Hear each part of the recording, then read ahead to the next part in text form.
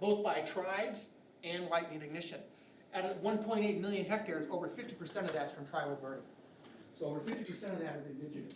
This is a small aside. When I tried to get that paper published back in 2007 with a couple colleagues, it was rejected by 3 journals.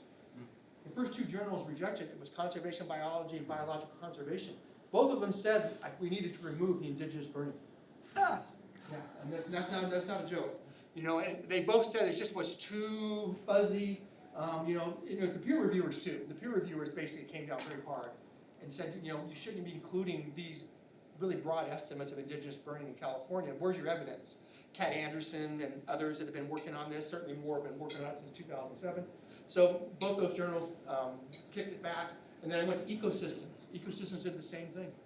They basically said, you know, the indigenous burning piece seems a little bit inflated. It doesn't have a lot of science behind it. So finally, Forest Ecology Management published it. So, you know, kind of more of a traditional forestry journal. So I still think there's this whole perception of just people and land and how people used to interact in this state we call California. And I still think there's a bias against how indigenous cultures manage land. So when we look at kind of climate change and fire, there's a lot of media on this. You've probably seen it. You know, climate change destroying California, fires burning up, whatever. You know, so I think a lot of times, of course, media tries to report a story, tries to do it effectively, tries to do it also sometimes maybe a little bit of, you know, intensity. And sometimes when I've gone through discussions of folks, it almost feels like it's hopeless. You know, there's this fire and climate change. Here comes fire. It's going to burn down every community. It's going to cause all this damage. You know, we're all going to be breathing smoke forever. It just feels a little hopeless, especially at the policy level. That's my experience. So what kind of evidence do we have? Maybe we can look at the climate change and also maybe management impacting what we're seeing today in California. So are there any places in California that we can look at today that maybe give us some hope? And I'm actually going to pull upon some of the work that Hugh's done in some places as well. And first going to look at maybe couple papers we don't see maybe as often about climate change and fire.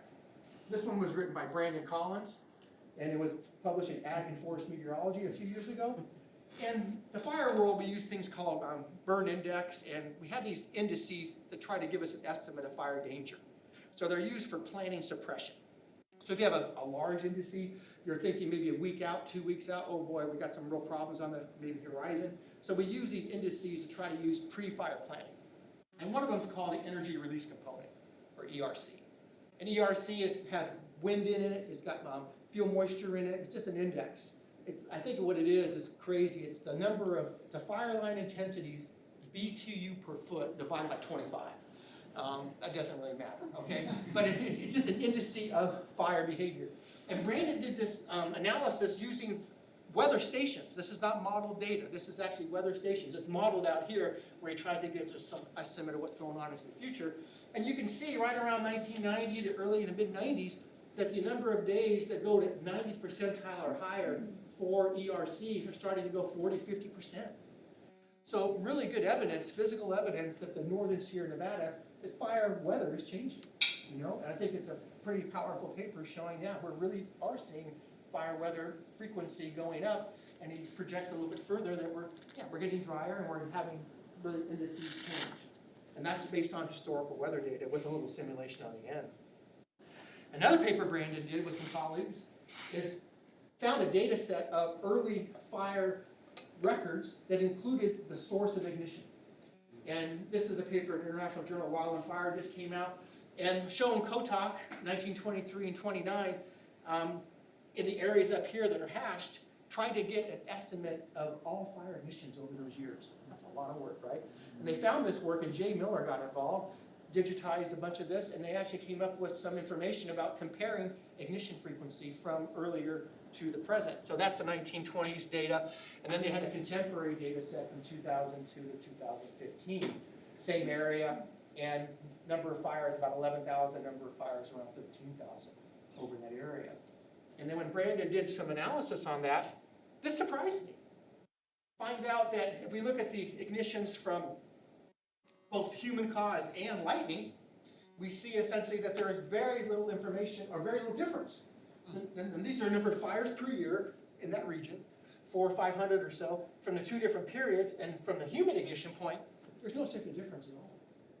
That really kind of intrigues me. You think about in the 20s, what's going on in a lot of wildlands in this state.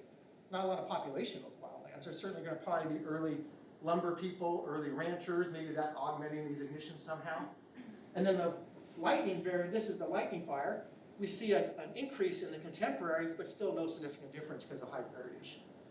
So we would have a totally different number probably if we were showing Chaparral in Southern California or different regions of the state. But in the Sierra Nevada, over maybe a 90-year period, ignitions don't seem to be as different as maybe a lot of us maybe thought they might have been.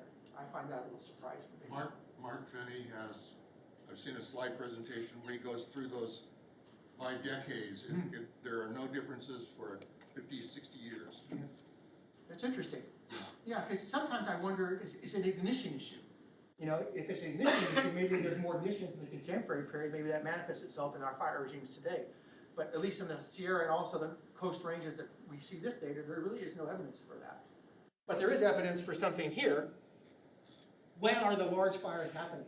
So Brandon and his colleagues actually mapped out large fire occurrence, which are the gray bars, and then what's happening contemporary 2002, 2015, and there is a significant difference here. The larger fires are happening earlier in the season.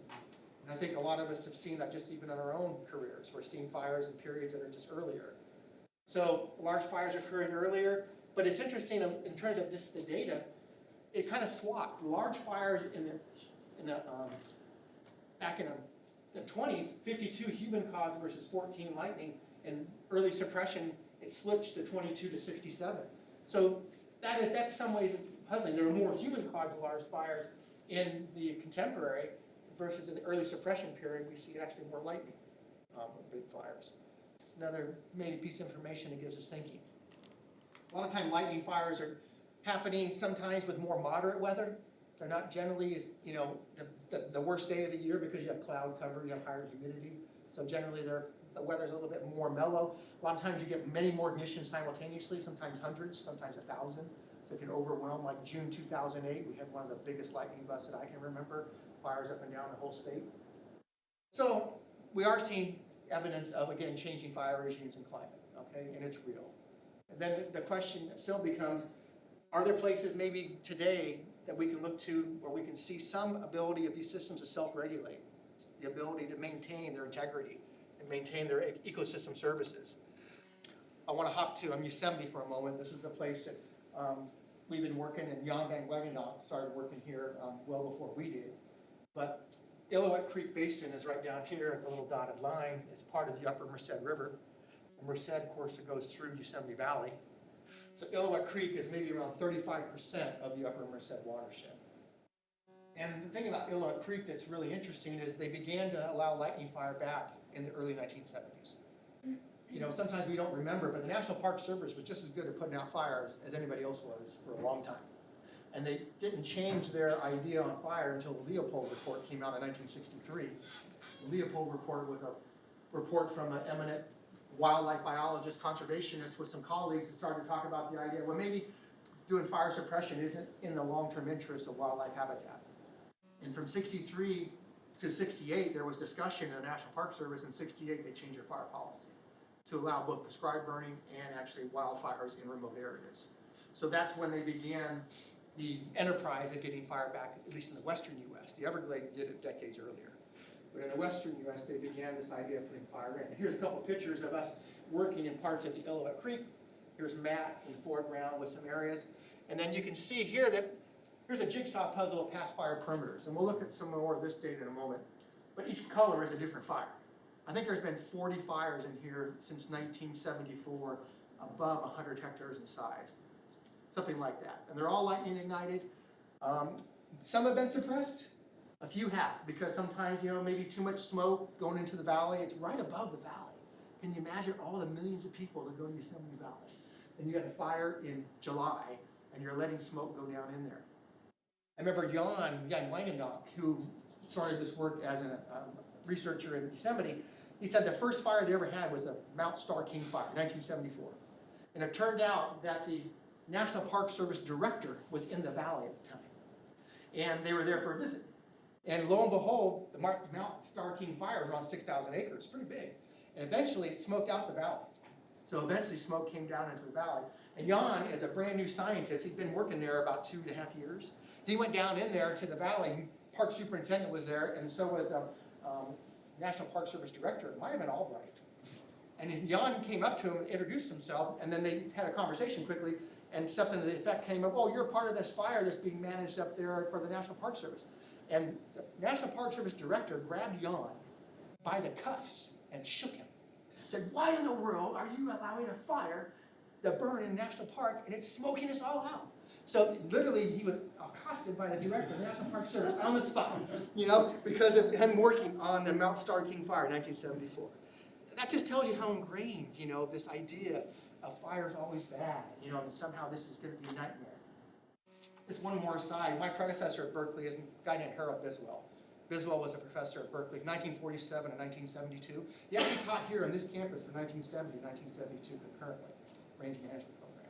But Biswell was actually beginning to work in Yosemite in late 60s, early 70s, and started to do some of the first burning that actually occurred in the valley. But when he went there and started to work, before that, he was actually invited by the chief ranger of the national park, Yosemite, to come talk to all the rangers at a meeting just like this. And Biswell walked into this meeting, and there were all these rangers, all men, but they were hanging in there, and there was one intern. It turned out the intern was from UC Berkeley, he was a student. And he said that when he went into the room, got introduced by the ranger, everybody in the room stood up and walked out the door. The only one left was the intern. Wow. Yeah. So again, just shows you the intensity of the notion of the idea of using fire, even in the National Park Service in the early 1970s. I just find that fascinating to hear those kinds of experiences. We benefited from the leadership of those folks. So this is the Hoover fire. The Hoover fire happened in 2000, lightning fire. And you can see there's a lot of rock here. This is actually mostly true fir, red fir, white fir, lodgepole pine, and Jeffrey pine. So we're a little higher up in the mountain here, right? We're not in the true mixed conifer. Hoover fire burned here. And here's a couple of pictures that Brandon, again, I keep showing Brandon's work, Brandon Collins. But this actually are perimeters of different fires in Illinois Creek. Each of the different colors is a different fire. And you can see these numbers. These are essentially just the years that this place burned before that fire hit it. Okay? So you see 7 years, a little enclave, actually burned 5 years previous, didn't burn in this white fire. So you see some of that feedback, right? The feedback of fires working on the landscape. On the second side of the slide is actually just the converse, reburn fires. So here you're seeing fires burning over the perimeters of previous. 23 years ago, this one burned. 30 years ago, over here, 24. So you see that over time, of course, fuels change and succession occurs. Then we have lightning fire, and we start to see this jigsaw puzzle, and we start to see fires moving over the top. And when Brandon did the analysis of this, he finds that there's a 9-year threshold. And this is really interesting because in some ways, this is probably one of the most sobering things that National Park Service or National Forest managers see. We put into the model many different things, like the severity of the last fire. Was it low severity, high severity?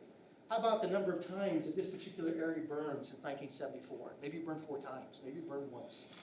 How about the idea of maybe a sequence of fires? And he did all that in the statistical model. The only thing that came out was what happened lately. It was a 9-year interval. It said essentially that, it's the last 9 years. It's not like you're banking some sort of ability of these systems that deal with fire by having 4 or 5 or 6 fires in the last 40, 50 years. It's what have you done lately. Has it burned in the last 10? If it's burned in the last 10, you get a lot of this going on, except maybe when you have really severe winds, and you can maybe overwhelm this sometimes, something called the burn index. But in this output right here, in some ways is daunting, because it means a treadmill never stops. It says this place needs to burn about every decade or so to actually have that self-correspondence, the ability to have feedback. It doesn't say that you can get 3 fires in 40 years and then maybe you get an interval of 25 or 30, you're fine. It really does say the fire has to keep on the land and it has to keep going over and over again. And you can imagine a manager thinking about that, right? I mean, that just means, do I have to keep this up forever? Do I have any ability to do this? So those are big questions, and they're not trivial ones, right? Those are huge questions. Scott, that's only though whether it reburns or not, but that doesn't talk about the severity. Well, that's a good question, and we're going to look at the severity numbers, and thanks for that question.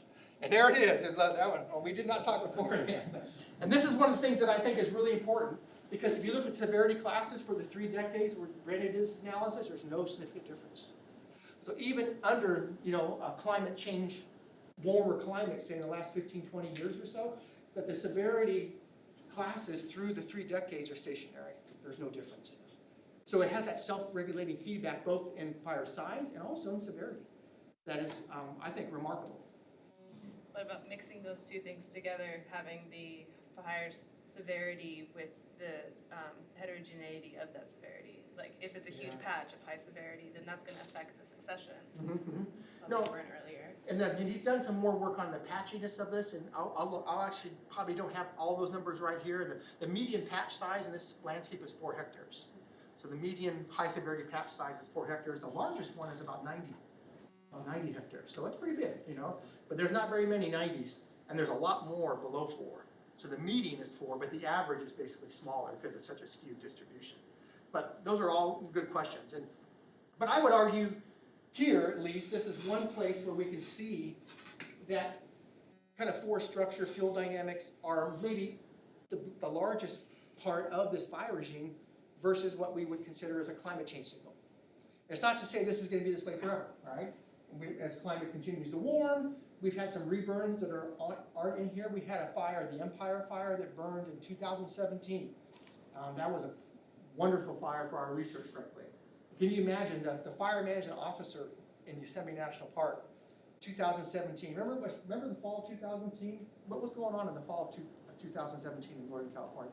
The fires in the Bay Area. Yeah, wine country fires, right?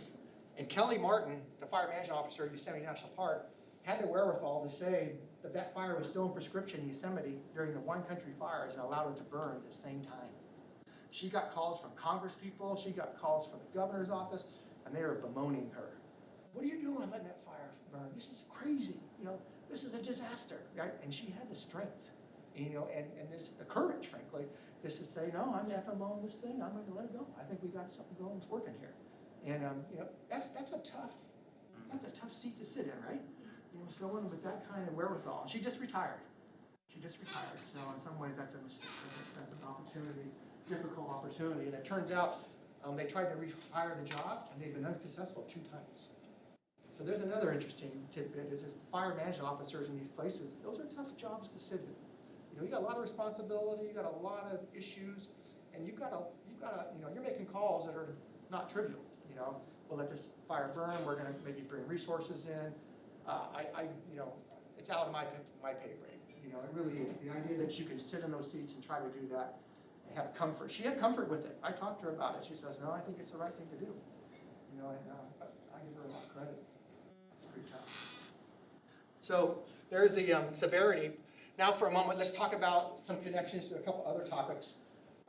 Water.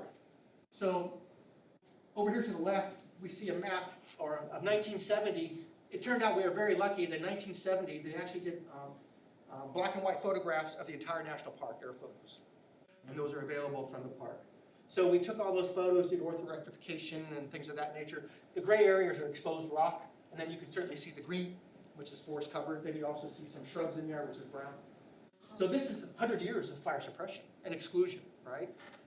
So 100 years of no fire. So I would imagine forest densification, higher forest cover. Over here is 2012, the last time we did the analysis, and you see here we're starting to see some change. We're seeing sparse grassland coming in, more shrublands, and it turns out the wet meadows increased by 200%, the dry meadows by 200%, and the shrub cover areas by 35%, and the forest area is reduced by 22%. And it's not just like forest canopy cover, it really is going from forest to another vegetation type. They're going from forest to shrubland, they're going forest to grassland. That is a giant change. So is that going to happen everywhere in California? Well, I think if you start to manage fire in basins, it would. I think too, of course, now with warmer conditions we have today, and even though I showed the stationarity of the fire severity, I'm afraid if we started here in 2020 and started to go forward, I don't know if we create quite this. It might be a little more coarse, right? Because of things like dryness and, like the ERCs going up and the things that Brandon showed us. So I don't know if this is the perfect surrogate for the next 40 years, but I still think it's probably the only opportunity we have in some of these areas that are not roaded, They are basically, you're not gonna get machines in there. We probably don't want machines in there, a lot of them, these wilderness areas. So I think this is to me, when I go to this place, I'm always excited. It's not hard to get to. All you gotta do is the Mono Meadows Trailhead. You go to Mono Meadows Trailhead on the Glacier Point Road, you get in there, and you walk in there, you're in here in 3 hours. And then you keep walking, you gotta spend the night backpacking, but it's very easy to get to from the Mono Meadows Trailhead. So I've taken a lot of people in over the years. Some folks think, man, is this messy. A lot of dead trees, there's logs on the ground, regeneration, and Zach's been in there a ton. He's been working in there for years. And that's a minority opinion. Some folks just feel very uncomfortable in there, that this is just too messy. Where's the forest cover? Where's the forest at? This is a forest ecosystem, right? So it really is transformational in terms of how you even look at a forest. I think a lot of people think this is a forest, right? This is what we're expecting. But that's not sustainable for the future, not in my opinion. And we get about 100 megagrams a hectare of carbon here. So that's the average. It certainly varies a ton. That's not a huge number when you look at a lot of places in Sierra Nevada. But that's the number we kind of see here, roughly about 100 megagrams of carbon per hectare in this landscape that's had about 45 years of reintroduction of fire. Here's a wet meadow, one of those places I told you about, that all of a sudden you've got wetland plants. You can have willows, you can have carex, and all sorts of other things growing here. And then this is the last slide for the water piece. So Gabrielle did this work, and what she did is she compared Illilouette Creek. Here's Illilouette Creek down here in the blue. The pink is this bunch of fires. And then these other kind of purple watersheds are similar sized watersheds, similar vegetation, similar parent material for soil, similar, elevation. And each of these has USGS gauges. So they have gauges coming out of them so you can measure stream flow. And when she looked at the runoff coefficient is the amount of water leaving a stream water flow per unit water in, either snow or rain. If you look at the runoff coefficient, she finds that Illilouette Creek is either stable or slightly increased, depending on what weather data you use, and all the other ones all simply decreased since 1974. So the runoff coefficient of the places with no fire all decreased since 1974, versus Illilouette is slightly above or stable. So sometimes I talk to the folks about this, and unfortunately, we see about maybe a 5% increase, in stream flow. We see much higher soil moisture. So soil moisture, which actually can moderate mortality during drought, we actually see that. But we don't see a bonanza of more water. And Hugh said a moment ago, 5% is not a small number, but it's not. Sometimes I talk to the legislative folks about this, and I say, at least you're maintaining what you got. You're maintaining those services that we've been used to for many, many decades. And again, that isn't quite the message. It gets a lot of reaction sometimes, maintaining what you have, slight increase. But that's what we've seen here. How does that compare with the decrease that you see in the places that didn't get the fire? Yeah, that's a great question. I think that the decreases there are significant. I think they're on the order of maybe 10%, 8 to 10%. Yeah. So that's, and the last thing I'll just mention, got a current lady working with us, Katia, and she's used the RESIS model, and she's also put climate change in for the next 50 years and tried to spin this up with a climate change signal. She finds that there actually is similar benefits to the watershed and hydrology based on modeling alone if we look forward 50 years with two different scenarios of greenhouse gas. So she's about ready to submit that to a journal for publication. So that's one thing that she's worked on. Wow. I got another place I want to go to is another place that maybe gives us some intuition or some ideas of how fire works on land is the Sierra Centennial Martyr. This is in northern Baja California, Mexico. 2,700 meters is pretty high. Jeffrey pine mixed conifer, forest type. Diorite granite type material is the parent material. There also is metamorphic schist. Similar to forests in Southern California and eastern Sierra Nevada. Hugh worked on this paper with some colleagues a number of years ago. Kind of the climate envelope is very similar to a lot of these other places in California that we worked, Southern California, Eastern Sierra. Suppression begins in 1970. They didn't have a road before then. Okay, so there was no road and no harvesting really. There's a couple small places, there's a little harvesting. And the area's certainly been grazed by livestock over 200 years, so it's by no means pristine. If you take a picture of it and take a look, there's the location of it, this little dot. Peninsula Mountain go all the way down the back of kind of Baja. This is kind kind of the high point. This is the highest range of the Peninsular Mountains. So, and of course, they also go into California. San Jacinto and things of that nature kind of goes through the international border, a big granite mountain range. Here's a picture of it from afar. You can see this is actually metamorphic schist in the foreground. The granite is actually slightly darker green in the back. But this is kind of the upper plateau that I just mentioned. And if we go a little closer, this is what it looks like today. Very easy to get to. You know, you drive about 6 hours from San Diego, go to the Sierra San Pedro Martir National Park, and you can get up there and camp and do whatever you want. So if you look at this place, a couple things maybe to look at. One is a 2003 wildfire. So in 1999 and 2002, there was a big time drought in Southern California. You know, we don't remember it probably as well because we just had the big drought in the Southern Sierra. But 99, 2002 was a big time drought. Yeah, I forgot the numbers, but I think one of those years was one of the driest on record in Southern California. 30 million trees died from bark beetles and mortality and also drought. Think about this. So the Martir has the same drought. It's just a few miles south. So the Martir gets the same drought, and then lo and behold, a wildfire burns in 2003. 4 years of severe drought, and then you hit it with a wildfire. Wow. Turns out we did a little work in here. Hugh's done even more work with remote sensing. I'll talk about that in a second. Only 20% of the trees died. 80% of the trees lived. That includes bark beetle attack, direct mortality from fire, and also mortality from interactions of those two. So 80% of the trees lived after 4 years severe drought and a wildfire. Jeffrey pine becomes more dominant, incense, cedar, white fir become less dominant. The fire is very patchy. We measured some things about heterogeneity, and it turned out the fire maintained heterogeneity after the fire, and both forest structure, patchiness, and things of that nature. It actually maintained or increased spatial heterogeneity. And then, again, this idea of kind of really low mortality. It has to be, in my experience, one of the most resilient forests I've ever stepped in. Every time I go down there and look at this place, walk around, talk to people, it always gives me hope. It really does, because you just go down there and you see what that forest does. Here's a picture, or another place, of, this is actually 2019, last year. This is the 2003 wildfire after 4 years of drought, a few years in the future.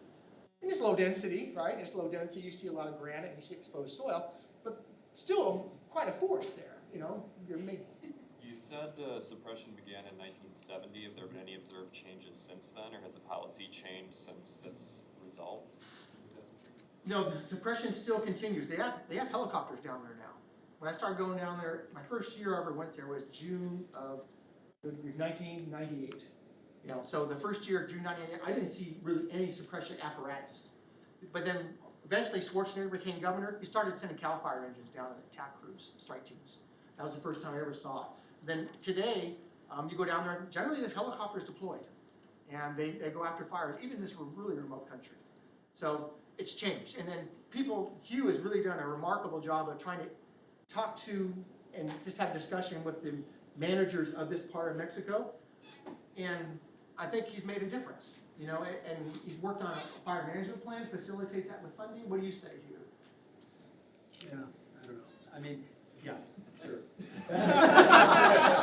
It's still how politics work. Yeah. They got the fire suppression bug. That's the way first world countries deal with fire, so we're gonna do that.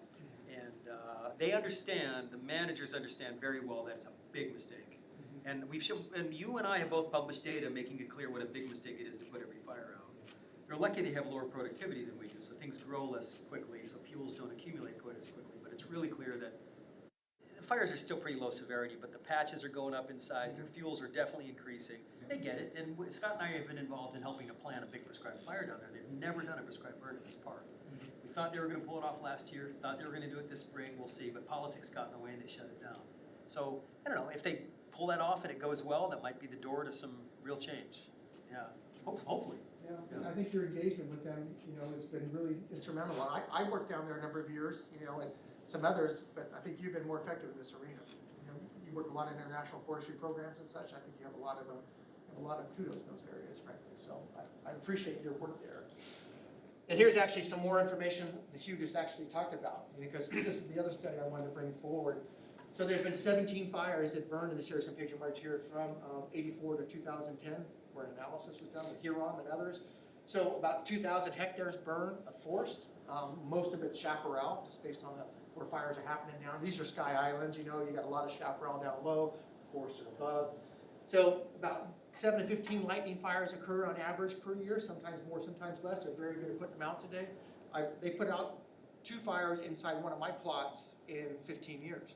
These were lightning ignitions that were spreading, and they put them out, both of them. So we've seen suppression down there. They run around in quads. You know, they get a smoke detection from a lookout tower or the observatory, get a radio call, and they're out on it. So, or they'll go on a helicopter if it's further away. But this is the cool stuff. So high severity patch characteristics, average 2.9 hectares. You know, the median is 0.63, and the largest, based on their analysis, was 11 hectares over 1984 to 2010.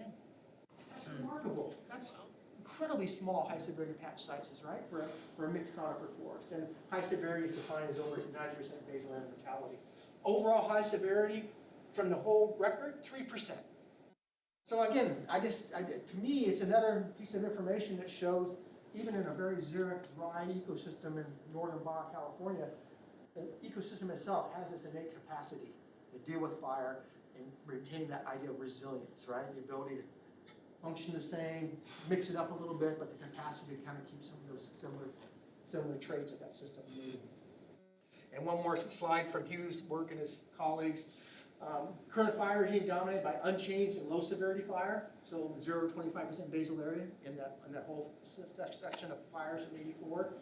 There's no trend in fire severity over time, but high severity patches are getting bigger. Just like Hugh just mentioned, that's in the paper. So the patches are getting larger, but no difference in kind of the proportion of high severity over time, at least not yet. And there's no correlation between the years of greatest fire area and the percentage of high severity. In California, there's a strong correlation. When we have the largest fires, generally we have the largest high severity patches. So another kind of, you know, key link in this system versus what we got. So in the paper, they actually argue that fuels are more important to weather conditions in the current fire regime. So I think that's another place where we can look at evidence that in some cases you can have the ability to have changing climate, but you also have the ability to maintain forests in a state that we think that maybe goes forward in a sustainable fashion. And one more study that I wanted to bring up, and there's certainly others, is one this is a modeling study. Matt Herto and a few others that tried to look, using the Landis 2 model, tried to look at a restoration strategy up to 2100. So these are proportions of high severity fire, the red being high, medium, low, unchanged. And what they argue here is if they do an accelerated restoration scenario where they treat 25% of the area per decade, and then distributed scenario is 12% per decade, and they argue that they can get benefits from those treatments to have carbon stability in these forests over time. So you're sequestering carbon, you're holding carbon on. And so they argue in this paper that if we do more restoration with their 25% or 12% per decade treatment area, that the area of high severity is going down and you're increasing the low and the moderates. So kind of a 100-year look forward with the Landis model and seeing, yeah, there seems to be some hope here. That if you did those types of treatments, again, that you could probably conserve forests. So those are the 3 studies that I brought forward today, just to try to provide some idea of, you know, the opportunities to change fire regimes and try to have this capacity for climate change and other things to happen, but the forest integrity, forest sustainability is still there. So treatments means what? Yeah, this is interesting. I read that stuff. And in Landis, they talk about thinning. So they're talking about thinning. Landis really is a carbon model, in my opinion. So I think what they're doing is they're changing the amount of carbon per hectare, and they're also trying to do something with the surface fuels, but that's much trickier. So there's probably folks in this room that can speak to Landis much better than I. And I have never used Landis, so I wish I knew more about it. I've spoken to Landis, but it's never replied to me. So yeah, the 25%, oh, just a second, are you almost finished? I'm not telling you should be, but because I can ask this question later too if you'd rather. I'll a couple more pictures. So the rate of 25% per decade, what does that mean? That's what you're getting at too? Yeah. Okay. They're talking, when you go in there, it's aspatial. When you read that paper, it doesn't really talk about kind of a spatial, Landis doesn't really have a great spatial component. But they talk about forest thinning and reduction of surface fuels in 25% of the landscape in the mixed conifer zone per decade. Okay, And that's what they talk about in their paper. so that's a spatial thing, the 25%. Okay, got it, okay, thanks. But I don't, when I go in there and I read that paper again the other day, because I thought we might talk about it, and but I still don't have in my mind exactly what the treatments are in the Landis world. Okay. But it's a fuel treatment, that's all I can say. So then the question becomes, what are we gonna do in response? So what about some ideas of fuel treatments? I'll just mention for a second that we've done some work on prescribed burning or restoration thinning, and we looked at soil, small mammals and songbirds, vegetation, non-native plants, bark beetle mortality, carbon sequestration. And this paper 2012 said at least we find very little negative impacts of doing these treatments to those types of ecosystem components. So that's good news. Okay, it's good news. What do they look like? I just want a couple pictures in here to kind of end this off.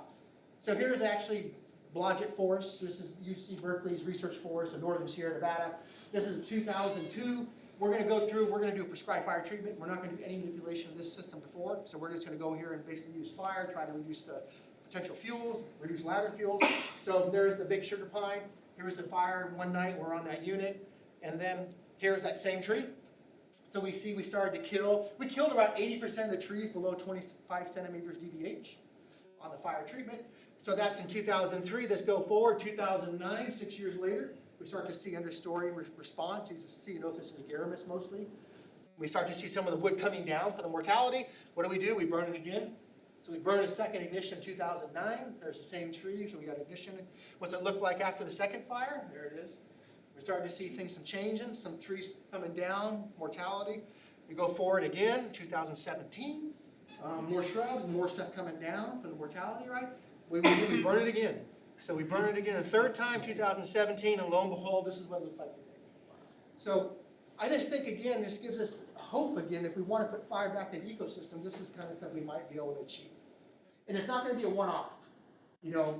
It's going to be really, literally also forever. Probably maybe every 20 years or so. It doesn't have to be every 9 or 10 like we're doing here. But you can see much more open stand conditions, and we've changed that system from the beginning to what we have today. What about a picture of mechanical only? So here we're going to do another thing. We're going to, instead of using fire, we're going to use machines. So watch this California black oak over here in the corner. So here's the initial condition of the same area with another treatment. Here's a machine that we use called a masticator. So we did a crown thin, a commercial thin from below, generate some wood to actually go to the sawmill, and then we used a masticator to actually masticate or crush or shred the existing small trees. Since we didn't have a biomass market, unfortunately, we had no other way to use that material. So after that, what's that place look like? Here it is. So there's that tree. Now we can see a little bit more. We also see surface fuel accumulation on the surface because of what we've done. We haven't taken anything off site. Now we're going to go forward a few years, 2003, 2010. We start to see advanced regeneration starting to get a little bit more. Incense cedar growing in the understory. A few more years again, 2015, get a little taller. And then we come in and we do a second mechanical treatment. We just did this last year. So this is our second mechanical entry with mastication, also with some harvesting.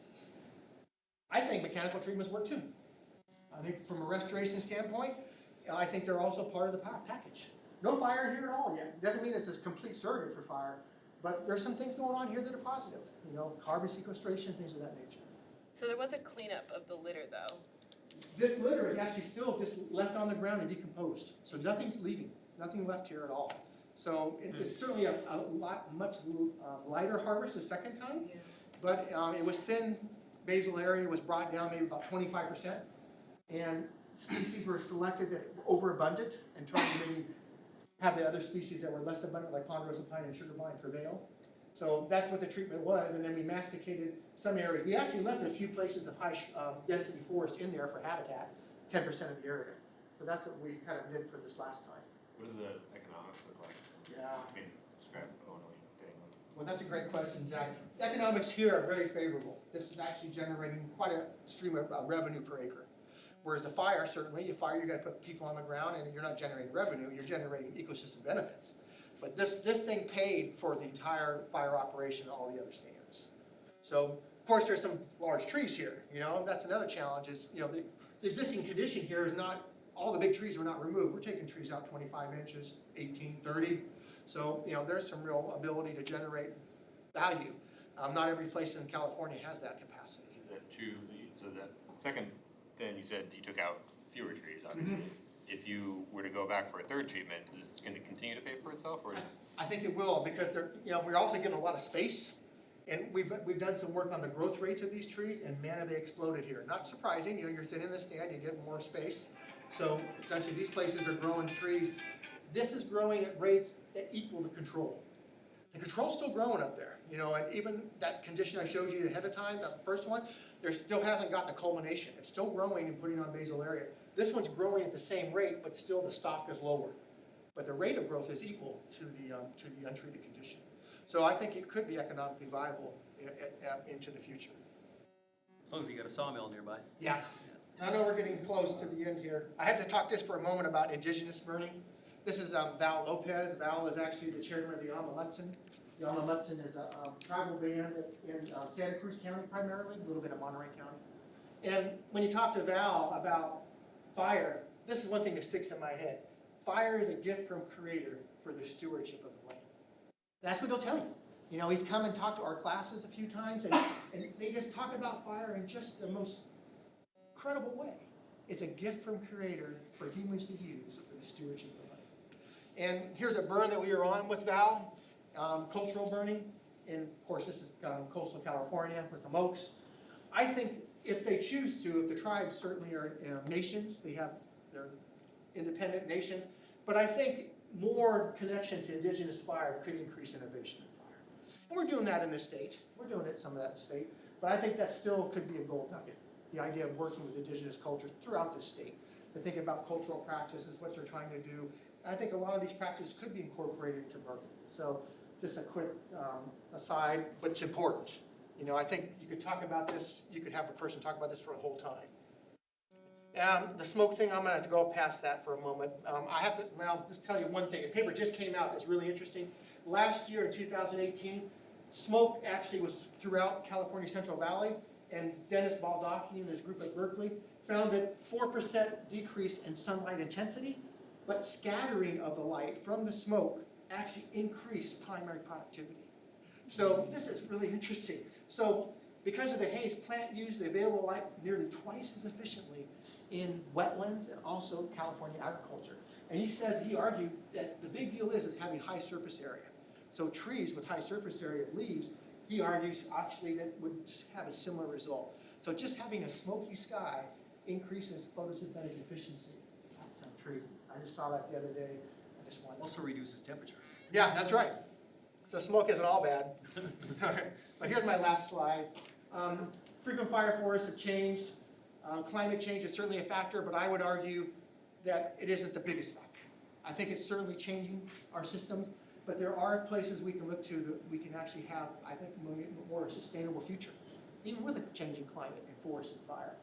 Restoration tools, I think, work. Treatments can increase water resources, or at least stabilize them, make them more predictable. I think that's really important for California.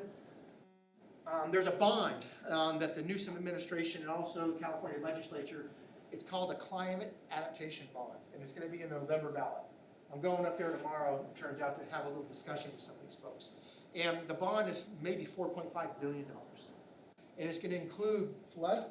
It's going to include kind of the ideas of temperature and heat island for urban communities. And it's also going to include something to do with forests.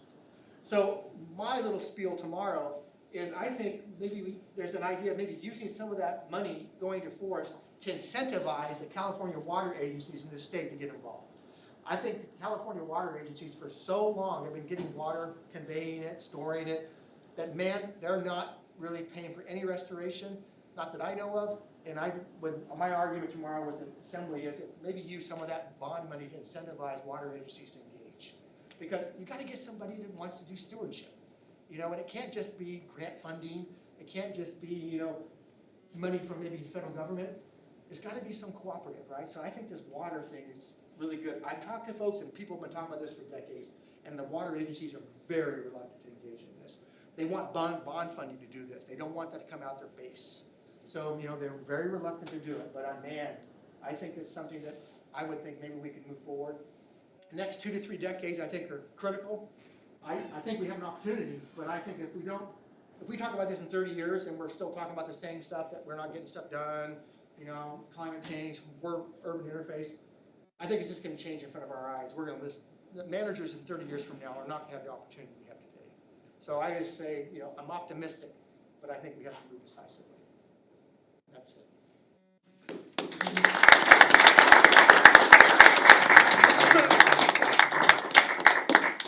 Time for questions, obviously. I'm gonna just put the lights on. No good. Yeah, please. So I actually, leaving aside everything you said about fire and fuels, I actually think that the effect of climate change, which is something that you haven't addressed at all, which is kind of a water deficit. Yeah. And the fact that, there is going to, because of increased air temperatures, going to be greater stress on individual trees and the stress on the trees, which makes them more, makes them more vulnerable to competitive death, makes them more vulnerable to bark beetle attacks. They can't fend off the beetles. There's a large literature out there right now that talks about how climate water deficit is likely to be the cause that changes a lot of the forested landscapes in the western US.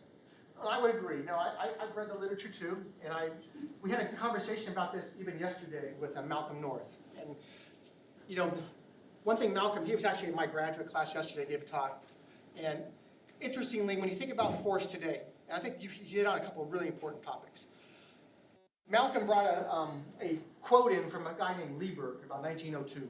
And when Lieberg was doing some forest inventory in California, he wrote a bunch of reports, and some of this stuff is really interesting. And one thing he showed yesterday is a quote. Lieberg said that he thought that in 1902 that the current stocking of forests in California was only 35% of its potential. So he said 35% stocking rate were actually occurring in 1902. And we just actually did an analysis on a large data set from the Southern Cascades of near Lake Almanor, a place called Collins Pine. Collins Pine actually has a large timberland owner. In 1924, they did they did a very extensive survey of their timberlands in 24. And we actually just came out with the metrics of what the forest looked like in 1924, which right in the beginning of fire suppression, no harvesting. And it turned out it was a 19 trees per acre, and the basal area was 75 square feet per acre.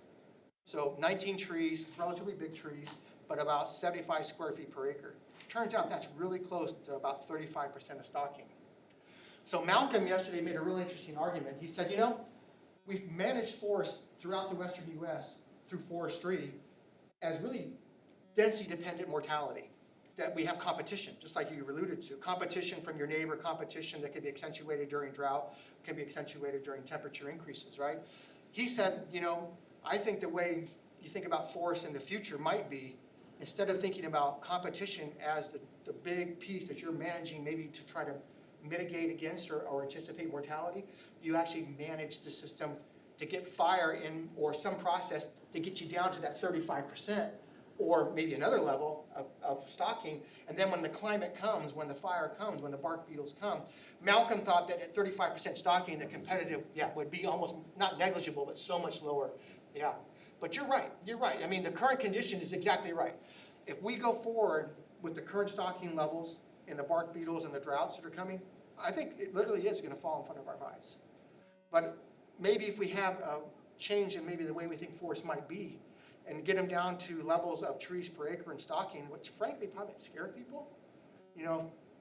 19 trees per acre, that is not a lot of forest cover, right?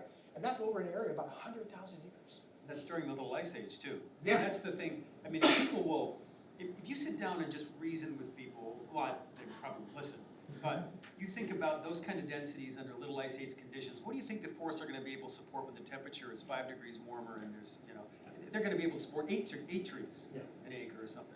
But I mean, I think the key piece of evidence just in response to that is when you look at what he's finding in the Mexican systems, where changing climate is having almost no impact on mortality versus the American systems, where with all that densification we've had, there's a really massive impact. So I think they're both obviously right. Well, what you're saying is we should reduce the density, get to some much lower density. where we under can. existing conditions. I agree.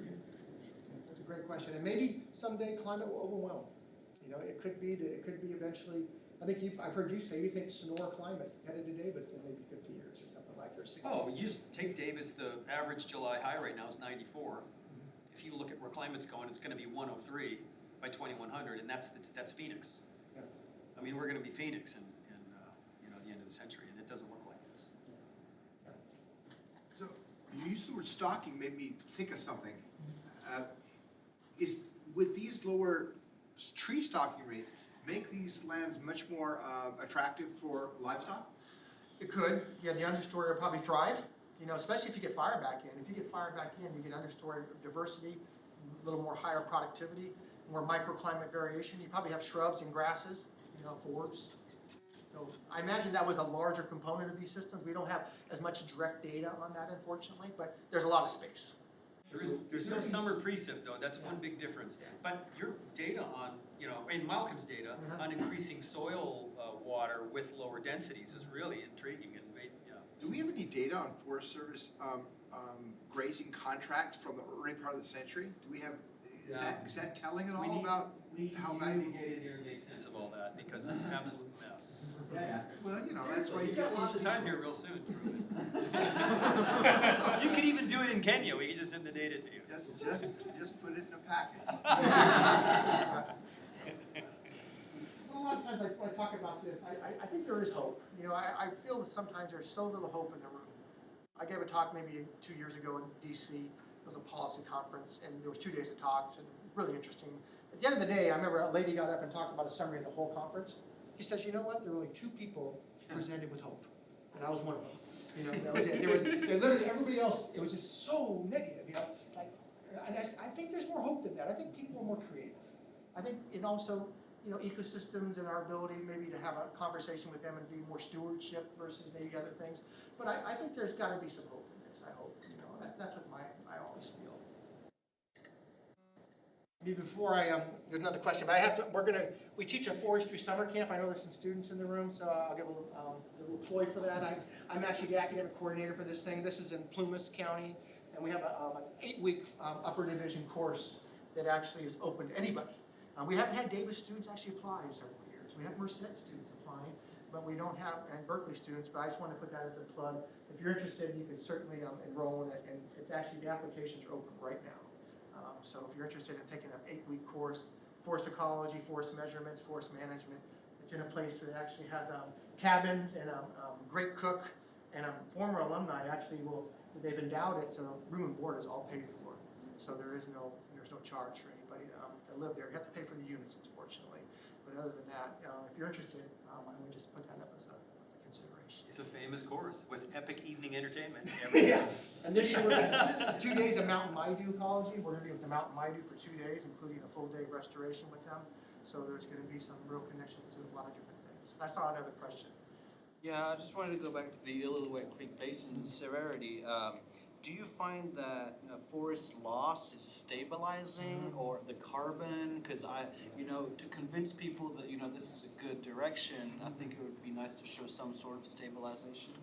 You know, we've looked at that, and one thing that I think we need to look at is, I think our analysis went to 2012, and we've had the Empire Fire, which is another big fire in there. We need to update it and just see, are we seeing a stabilization, or maybe we're seeing something else, right? Maybe that graph I just showed you, the stability of severity classes. I think that we've looked at that, and this is part of a project we have ongoing right now. This is kind of this notion of sustainable carbon, and we've worked on it, and we haven't completely figured it out, but it is one of our goals. And the 100 megagrams per hectare, I think, is a number that I've seen from some of our analysis relatively stable at the scale of the basin.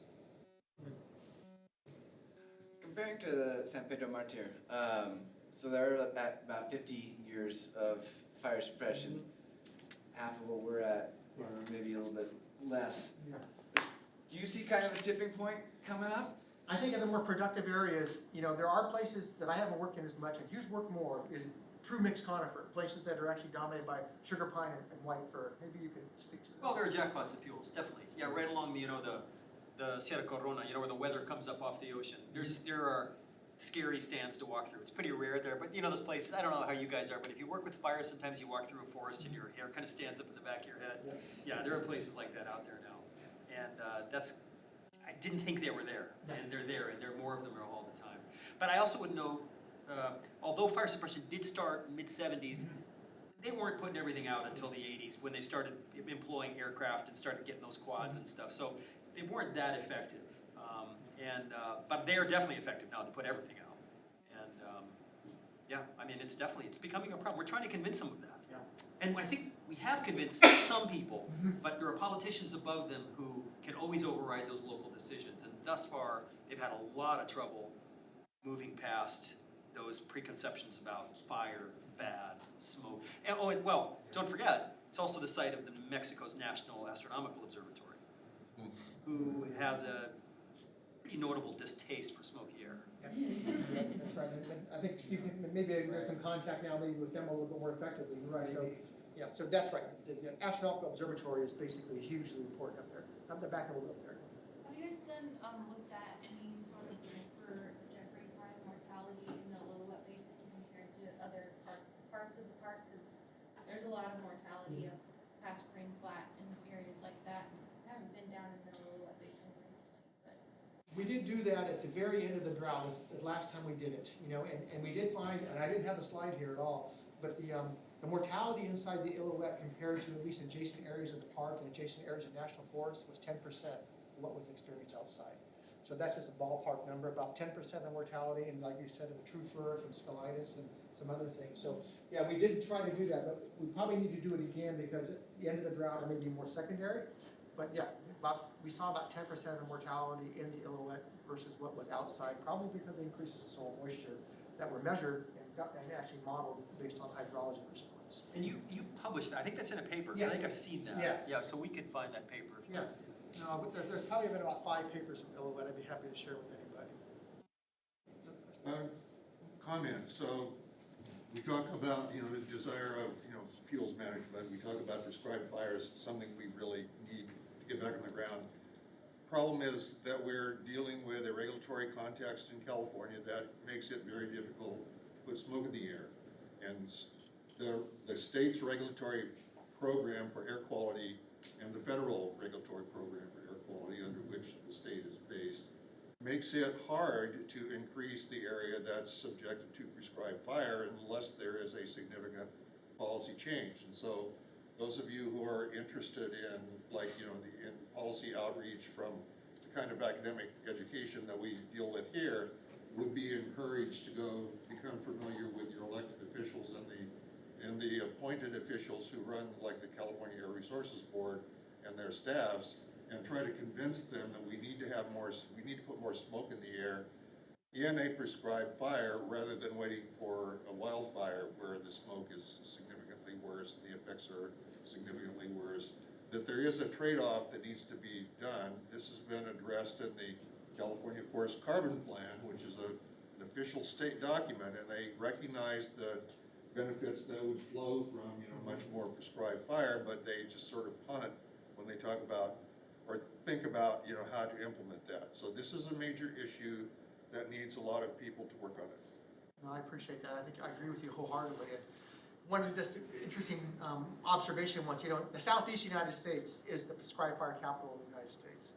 Florida, Alabama, South Carolina, Mississippi. Last year, Florida burned 1.2 million acres of forest. 1.2 million, that's forest. You know, 75% of that was on private ground. 25% is state and federal.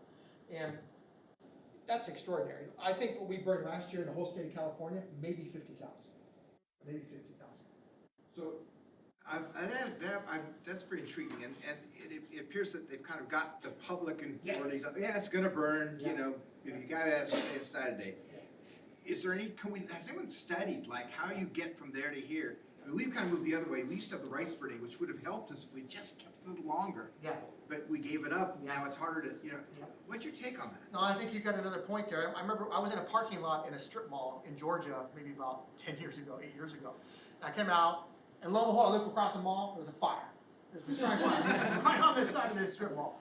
And I saw people coming out of the room, and all they would do is walk a little faster to get in their car. Because they just wanted to get out of the smoke, right? No one cared. And I'm just standing around going, whoa, what is going on? You know? And it's just a total different social response.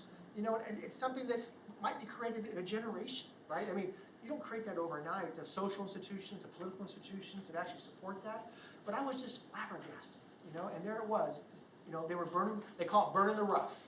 They're burning the rough. That's what they talk about when they burn the understory. So, yeah, I think Florida's got less topography. It doesn't have as much problems with maybe, you know, other things, funneling smoke. They got oceans on both sides of them, of course. But they have actually, when you look at the wild and urban interface, it's a percent of their land. it's actually higher than us. It's significantly higher.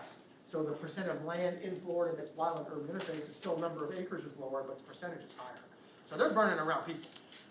But I think you're absolutely you got a treasure point there. It's just it's a different institutional, political, social system, and it's something we got to create out here, just like you said. If we don't create it, we're just going to have the same conversation. I'm afraid.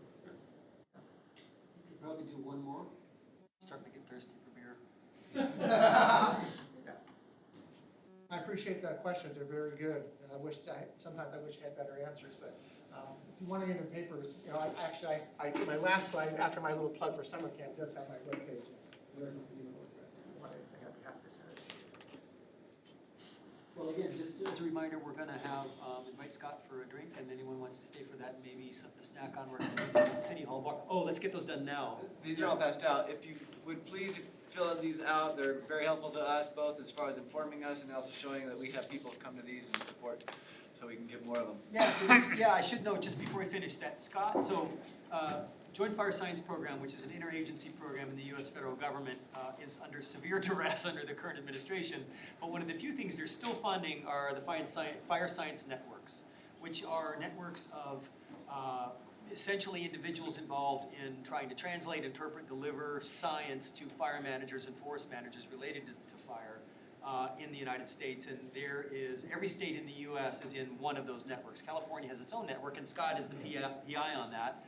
And I'm one of the section directors of it for the Sierra Nevada.